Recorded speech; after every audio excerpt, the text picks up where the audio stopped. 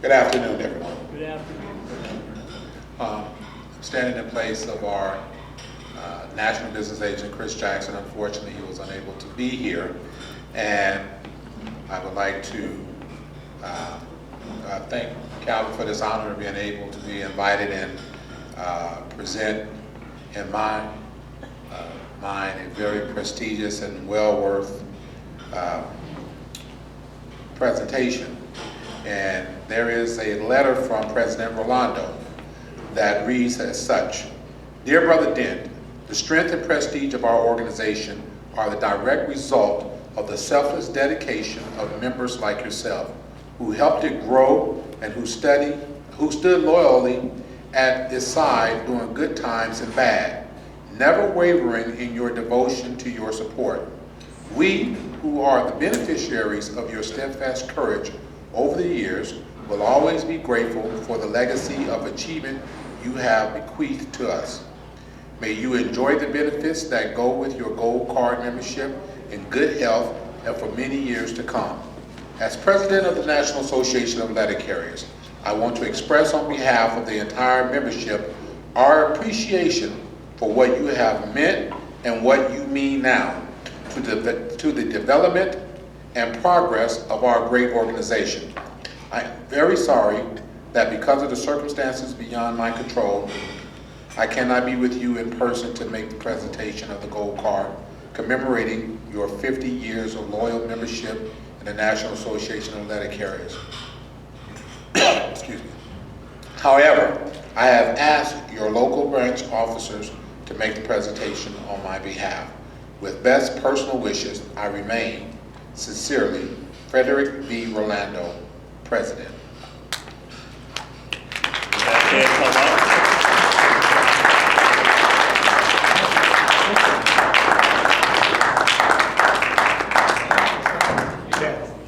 Turn around, Ted. Yeah, I'm looking. Put the middle one. Yeah, get from behind the left.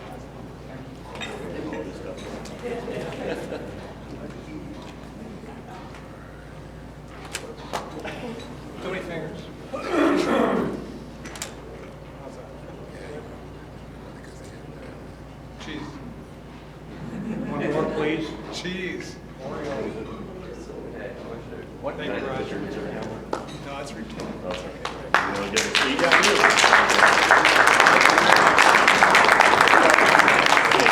Is this really on? Keep on recording, so we don't need you. Yeah, we're nice. About 3 weeks ago, I received a phone call from Roger Askew, former president of our branch. He informed me the branch had received my gold card and presented to me this retirement luncheon. I asked if I could give a speech, and Roger said, yeah, that'd be okay. I asked him about 30 minutes would be about right. He said, yeah, that'd be okay, but he said after 5 minutes, he and Tisa would be headed out the door. So I'll make this very brief. I won't tell you about being a shop steward at age 20 and office full of World War II vets, and I won't tell you about negotiating a local memorandum of understanding in Sun Valley at 2:30 in the morning. And I won't tell you about Harry Brennan let me leave the National Convention in Houston, Texas in '76 and let me go walk around outside the Houston Light and Power and picketing with the IBEW in 110-degree heat or however it was. But I just have one story to tell. I'd like to, I think you'll find it interesting. I hope you find it informative. It was the bicentennial year in 1976, and the California State Convention was being held at Disneyland Hotel in Anaheim. And it was a large auditorium. It was very hot, crowded with hundreds of delegates from branches throughout the state. And one afternoon, after completing much essential business, the moderator recognized a delegate from San Francisco who had walked to the microphone and stand on the floor. Now, as recording secretary, I had learned to listen very well as necessary, and I'm sure Steve will tell you that's true. This is what I remember hearing. Victoria Sawicki, Branch 214, San Francisco. I want to say, Rademacher is known since 1970 after negotiating the Postal Reorganization Act with Nixon that the federal government cannot be trusted. Rademacher is selling our union down the river. Rademacher does not understand what the lives of individual carriers are like now. Rademacher does not deserve to be president of our union. Rademacher, now like the rest of the branch 2462 delegates, were seated so far from the San Francisco delegation, we really couldn't see Victoria Sawicki speaking, so I directed my attention to the stage. And at that moment on the stage, I noticed Tony Huerta, National Vice President, walking to the lectern. He leaned into the microphone and he began speaking. Sister Sawicki, may I say something? Now, I don't know if he got permission, but he started speaking anyway.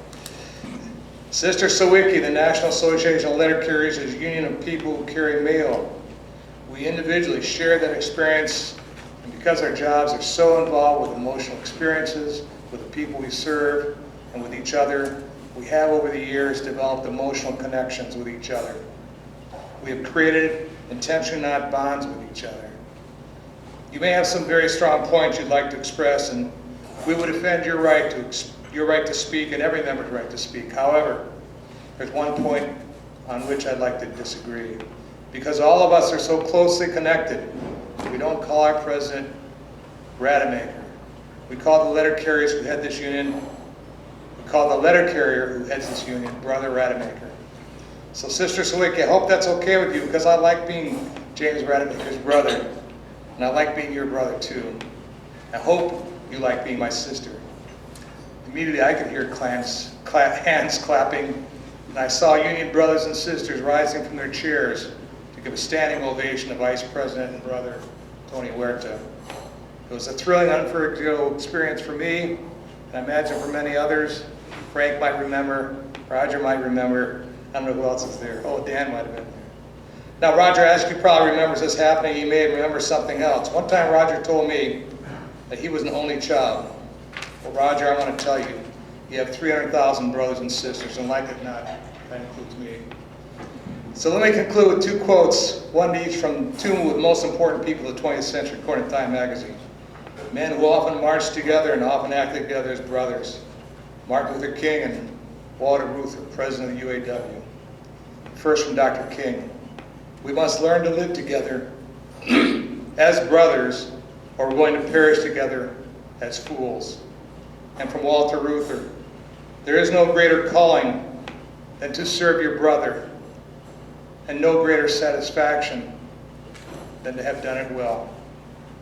So for all the NALC brothers and sisters who've donated their time, their talent, their resources, and their expertise to help their union brothers and sisters, I can only say thank you for all that you do and have done, and thank you for this honor. From the bottom of my heart, I say thank you very much.